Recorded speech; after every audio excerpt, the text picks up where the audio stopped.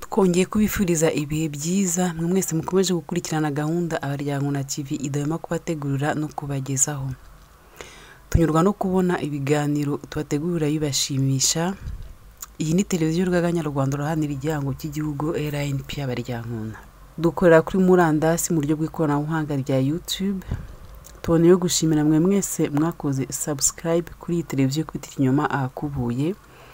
Ubaye utarakora subscribe nawe wakihutura kubikora hasi ugakanda no kwiyonzogera ugasangiza abandi ndetse ukawanatanga igitekerezo cyawe. Muri aka kanya muri kumwe nanjye Constance Mutimukeye.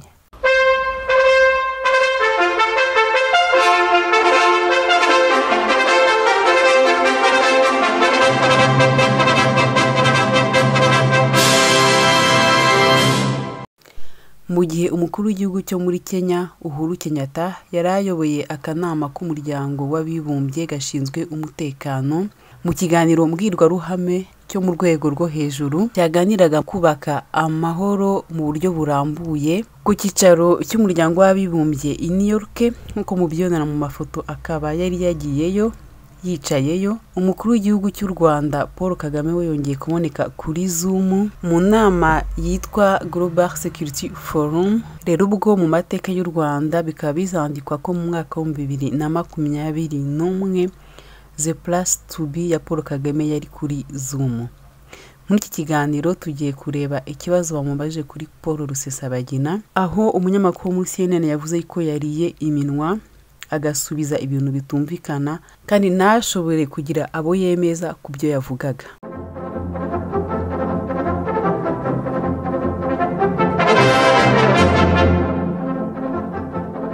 Ahagana ku munota 26 mu kiganiro cyose bamubajije ibi.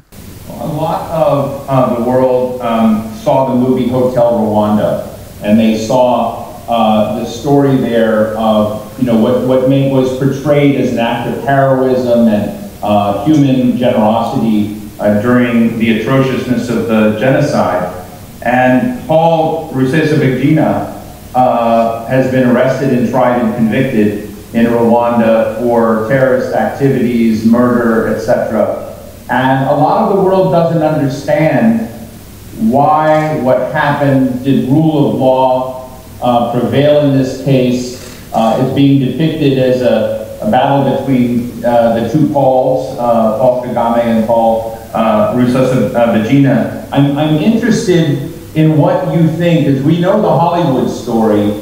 From your perspective, what's the broader story? And is there any merit in the notion that his treatment and the process being picked up as he did on a flight that was directed not to Burundi but to Rwanda, is there any merit from your perspective in the concerns that rule of law did not hold well in this case? Abantu benshi babonye filime Hotel Rwanda babona amateka w'igikorwa cyiswe igikorwa cy'ubutwari kandi igikorwa cy'ubumuntu mu gihe gikomeye cya genocide. None Paul Rusesabagina yarafashwe araburanishwa ashinjwa icyaha mu Rwanda cy'iterabwoba, ibikorwa by'ubwicanyi n'ibindi byinshi cyane. None nabwo abantu benshi bumvishije ibyabaye, amategeko yaba yarakurikijwe. Abantu bakunze kubivuga nko guhangana hagati y'abapolo babiri, Paul Kagame na Paul Rusesabagina. Mfite amatsiko yo kumenya icyo twe tuzi ko wita inkuru yo muri Hollywood, tukayimenya mu mboni zawe no muri rusange, tukamenya niba koko bikwiye yuko ibyabaye n'uburyo byakozwe, uburyo yatwawe mu ndege najye mu Burundi ahubwo akajya mu Rwanda. Niba kuri mwebwe mwumva bikwiye mu mboni yanyu yuko haza ikibazo cy'amategeko yaba atarubahirijwe muri uru rubanza. Well, I started by sympathizing with those people who don't understand this story and are innocent and want to actually learn about that story. But I also know that there are many who don't even want to understand about the story, to understand anything, but want to say or determine so much about that story. That is the first point. Mm-hmm. And this story has two parts, if you will, and it tells you what happens in this world that we don't see for what it is, but it happens anyway. Ndatangira nihanganisha abantu koko bo b'inzirakarengane batumvishije iyi nkuru kandi bashaka koko by'umwimerere kumenya icyabaye, ariko ndabizi yuko hari abandi bantu benshi batifuza no kubyumva, badashaka kumenya icyabaye, badashaka kugira icyo babyumvaho, ahubwo bashishikarijwe no kuvuga kugira uko bayobora iyi nkuru. Icyo ni icyambere. Kandi iyi nkuru ifitemo ibice bibiri, niba mubishaka.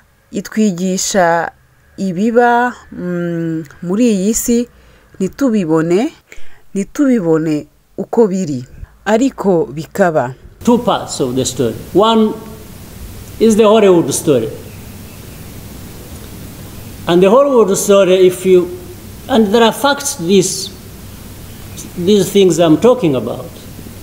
There is everything you would want to rely on as facts. This film was actually supposed to be a fictional film.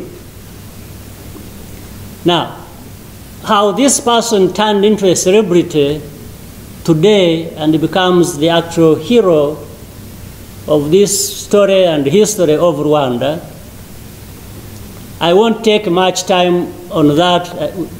It has only, I leave it to people to do their homework and find out.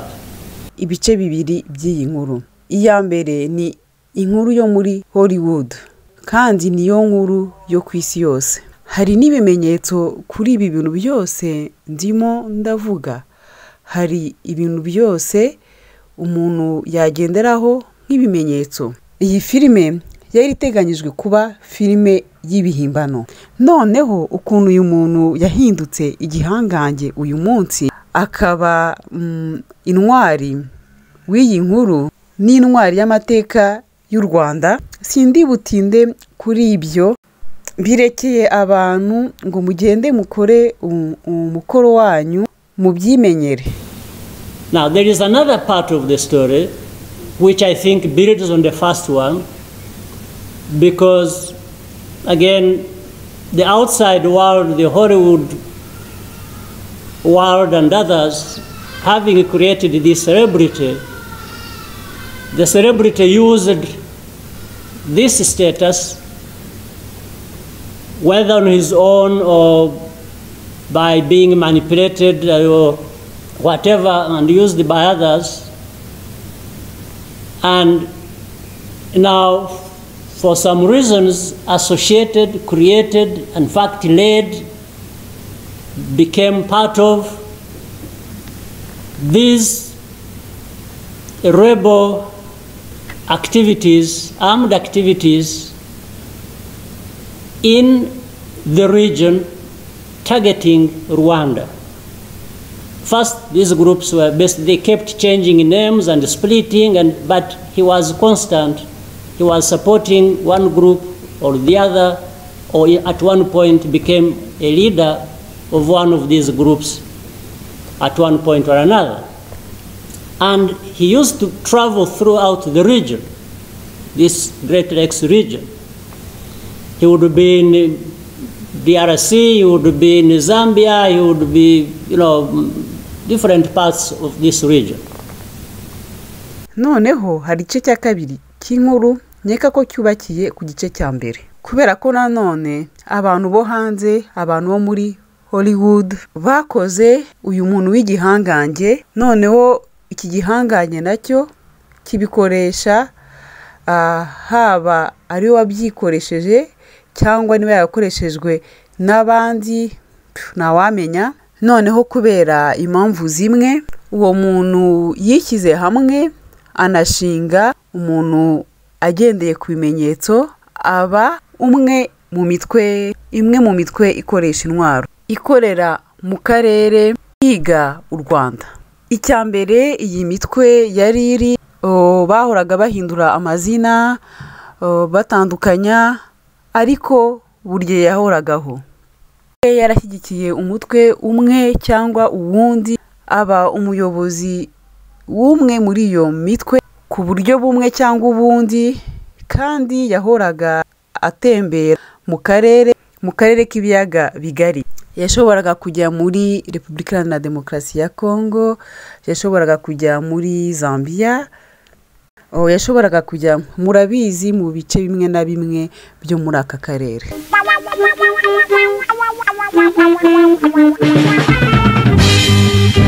Umva mani ya flash iri ese dutangire dukora ibiti. Harya nayishyize hera, ariko ingoma z'uno munsi ziriwe zitwika. Ariko none aba bana baha niko sha muhire niko wowe na mwene nyiri imbirimo musigaye muzindukira mu miziki nta kandi kazi. Oya muze, twe turashaka kuba aba DJ tukajya dufasha abahanzi n'abandi banyempano b'abanyarwanda kuzamuka. Umva ahubwo muze igera hino ngusakuza bikeya, nuntsinda ndakugurira icupa, nanjye ningutsinda urankura mu bazajya batindurira inka. Nta musitari wagiye mu bisogororo ndetse no mu ifumbire y'inka muze, nawe urabizi. Mva ye, ahubwo ningutsinda iryo cupa urarigura, hanyuma uzamara umwaka wose utindurira inka. Urashaka kundusha amanyanga? Sawa, reka ngusakuze ibikakaye gusa. Sakwe muze. Soma shaka do. Uyu mugabo uramuzi? Yewe wowe upima ufite urwego rungana iki? Uramenye urusigaye rwose n'urwanjye n'urwanjye do ntureba dore iyi note ntivunje ni wowe uri buyivunje. Uramenye uravunguraho na rimwe tukavumbara yose n'ayanjye. Uwo ni ndera ongera usubizemo gato ya numve. Uramuzi? Ntukomeza se uyu murima twaruguze narakwatiye se ni leta se yaguhaye wowe bamuha amafaranga. Ufite amafaranga wowe 20 Uragera kwambuka ndakufuna inkweto cyangwa se n'ihingire. Ngaho ngere koze hasi ongera kubita hasi urebe. Genda ugiye rwose genda. Enda fata n'ibisuperi byawe dore nibi bikoma byawe cyane. Uwo ni Sebanana Ndereya, uyu waturirimbiye uturirimbo turimo Karimi Kashyari, Zuba ryanjye n'izindi. Yari umuhanzi w'indashyikirwa muri muzika no mu gukina amakinamico. Twamuvukijwe n'interahamwe za MRND.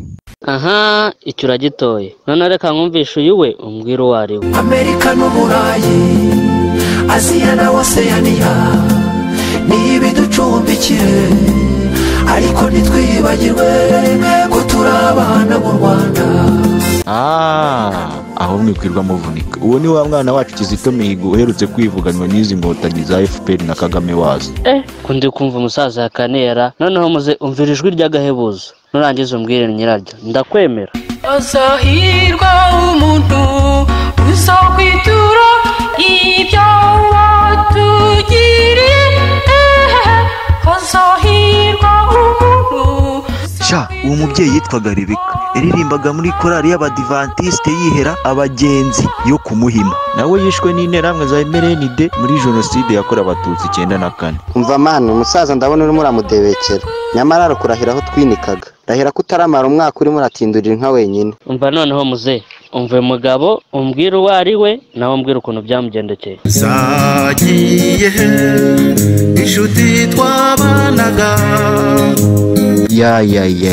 Nawe ubonye abumbaza. Uwo ni Masabo Nyangezi. Inkotanyi za FPR zaramujurije arahunga. Umva wangu bakubyuma reka nkwereke. Worazana ingoma za kera ukazibaza umuntu w'umuvi. Urabona hari ikintu wavanamo? Uzabona inkangu zaciwe n'amarira ya Yoshua, arimo aririra imfubyi asengera abapfakazi bandagaye hirya hino mu bisagara. Ntuzibaze kubera iki isi nta mpinduka, umva muze umva ko wigenje mbwira iri tsinda ry'aba basore ni iri ndabona atari shesha noneho ndumiwe mva ko nigenje bandaga gashabizi mwene nyine imbiri mankuzeho niko sha ibyo si bya bihungu byo mu kasharu byambara iminyururu mu ijosi imbwa bikambara ku mapantaro ibyo si byo numvishe biririmba byitonganye icyo kiragutsinze cyakoze icupa ryo ndariguha ariko icyo gutindura ntacyo nyivuyeho iryo tsinda ni itsinda rya Tuff Gang ni itsinda ritigeze rigirira umugisha ku butegetsi bwa FPR Inkotanyi zihora zibacunaguza none ko numva nta ntera hamwe nta nkotanyi ubu FPR ndayizinutswe ntinze kugera home bwa budarapo bwayo bwose mere yazanye mu rugo ndahita mbuta muri wese ndahita mbuta mu musarani bwose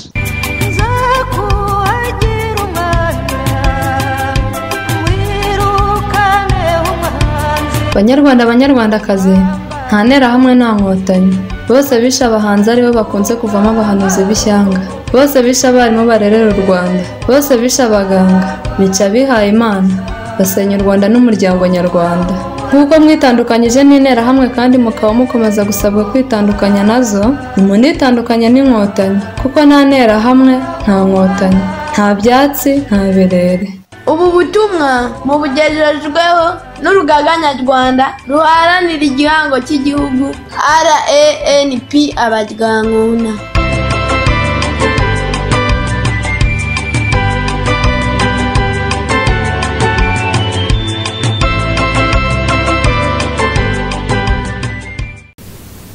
Now, and he was residing in Belgium and the US. He has Belgian citizenship and is a resident of United States of America. So he got involved in this. And the armed groups he supported and was leading and became part of actively in terms of the activities thereof. They kept invading our country from mainly Burundi and in some other times operating from DRC.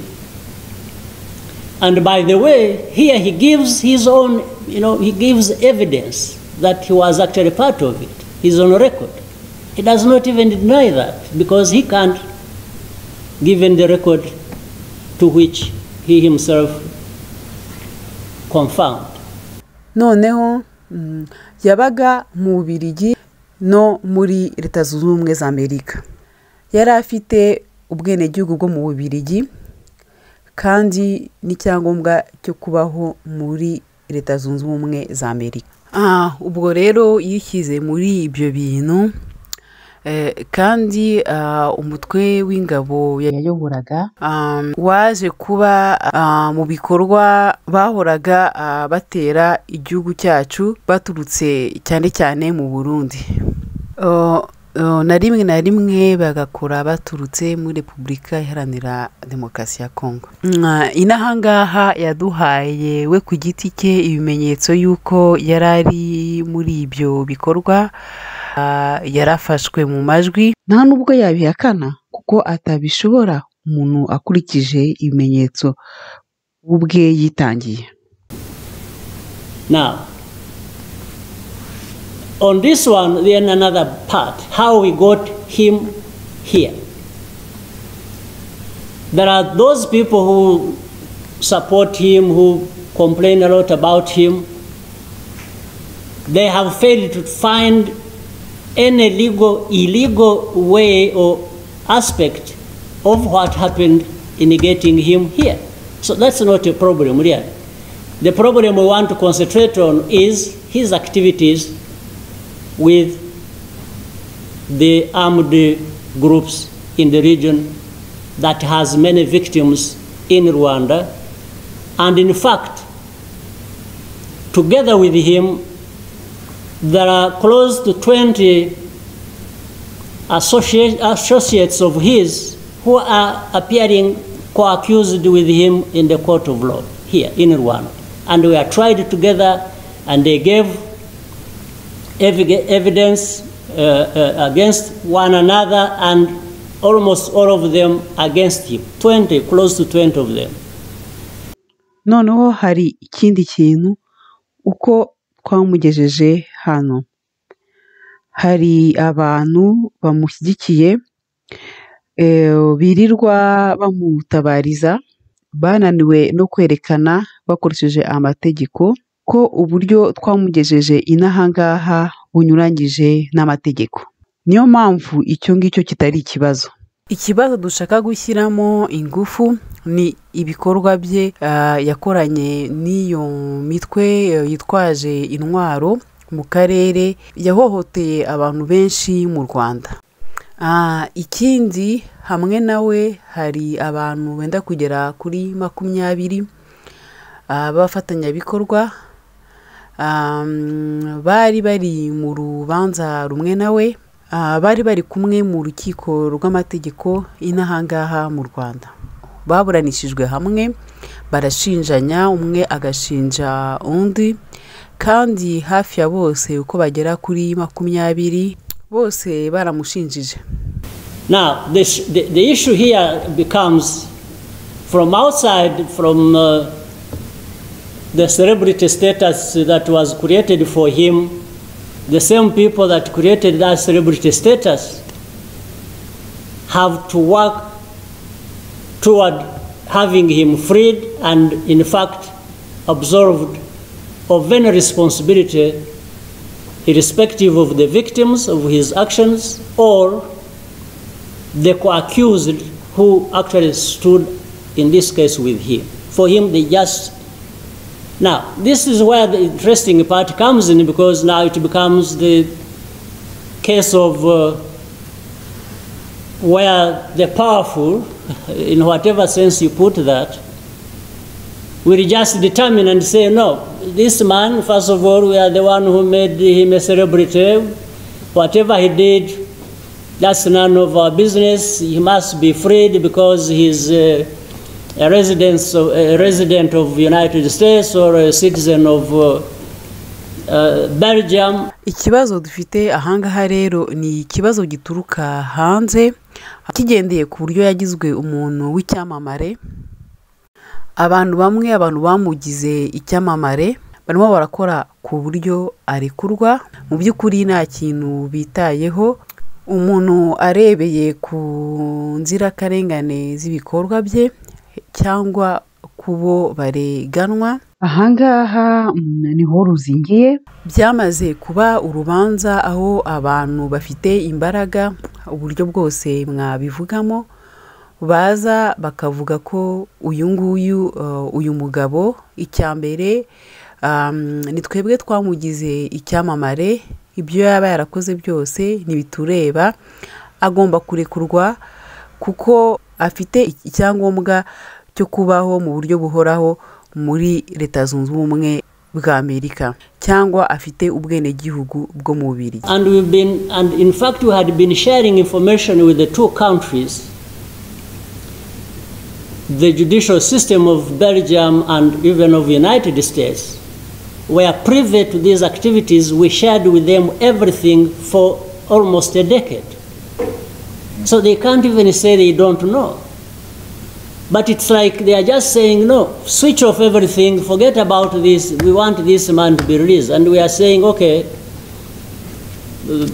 Mu by'ukuri twari twarasangije amakuru kuri ibyo bihugu bibiri, mu butabera bwo mu Bubiligi n'ubwo muri Leta Zunze Ubumwe za Amerika. Twabikoze mu gihe kingana nk'imyaka 10, rero ntabwo bashaka kuvuga yuko batari babizi. Ntibashobora kuvuga oya, ntibashobora guhanagura ibi byose barangiza bakavuga ngo uyu nguyu turamushaka ko mumurekura, natwe tugahita tubemerera.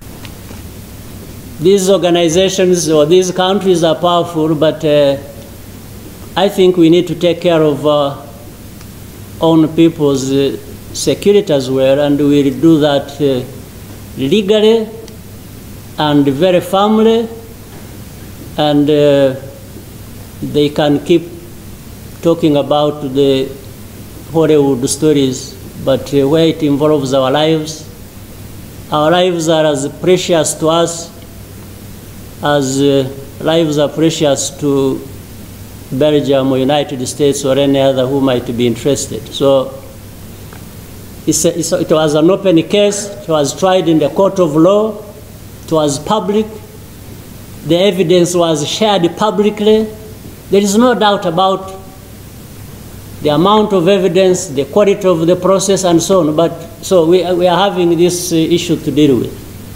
Izi organisation ibi bihugu bifite imbaraga, ariko ndatekereza ko dukeneye kubungabungira abantu bacu umutekano, kandi tuzabikora mu buryo bwemewe n'amategeko kandi tutadohotse. Bashobora gukomeza kubara inkuru zo muri Hollywood, ariko uburyo bireba ubuzima bwacu budufitiye agaciro, nk'uko ubuzima bufite agaciro ku Babirigi, ku Banyamerika n'undi wese wabikurikirana. Rwari urubanza rufunguye, yaburanishijwe mu rukiko, yaburanishijwe ku mugaragaro. Ibimenyetso byagaragajwe ku mugaragaro, nta gushidikanya ari ku mubare w'ibimenyetso ku buryo byagenze. None dufite kino kibazo duhanganye nacyo. Mbere yo gusoza, reka tubasomere incamake inkuru icukumbuye kuri Paul Rusesabagina ku rubuga rwa Veritas.info, ifite umutwe ugira uti Rwanda, Paul Rusesabagina abereye Kagame na FPR nk'igufwa ryaheze mu muhogo.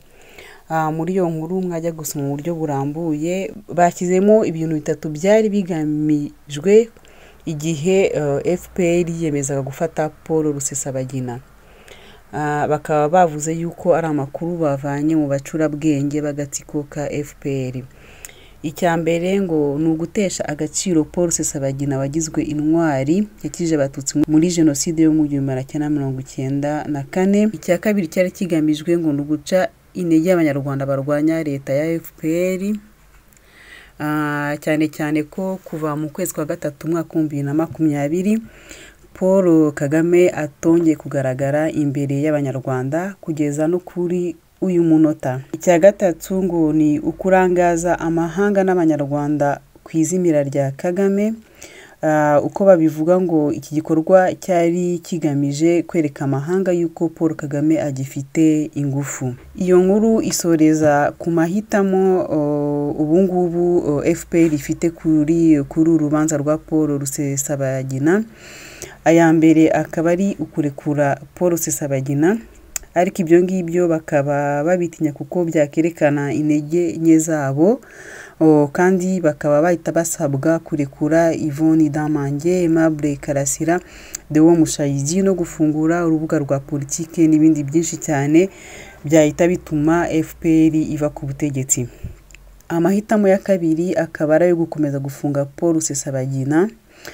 Icyo gihe FPR yaba yiyemeje guhangana n'amahanga, ariko bishobora gukurira Kagame na FPR ibihano bikakaye mu rwego rw'ubukungu, ubanye n'amahanga ndetse n'ubutabera. Ikindi babona ko bikomeje gutya imiryango mpuzamahanga irengera uburenganzira bwa muntu nka Amnesty International na Human Rights Watch bishobora kuboneraho urwaho rwo kugeza Kagame na FPR mu nkiko, cyane nko ku kibazo cy'urupfu rwa Kizito Mihigo rutaribagirana. Reka dusoze tuvuga yuko gukora inama kuri Zoom bifite akamaro, kuko Kagame yarari mu nama yingi yabereye mu gihugu cya Qatar i Doha yitwa Global Security Forum. Akaba yanamanutse none kuri Zoom mu nama yabereye i New York, aho Kenyatta Uhuru wo muri Kenya yari yibereye. Ikindi ko Kagame yaba arimo arabana na bamatsigu bamushyizeho, bakamushyigikira igihe kirekire, nanubu bakaba bamuha amafaranga. Ibyo twe nk'Abanyarwanda turabireba, ariko ntabwo byaturangaza ngo twibagirwe yuko u Rwanda ruzabohorwa n'Abanyarwanda, aho umuturage azisubiza agaciro. Reka rero dusoze ikiganiro cyacu cy'uyu munsi, mwagiteguriwe nanjye Constance Mutimukeye, naho ubutaha.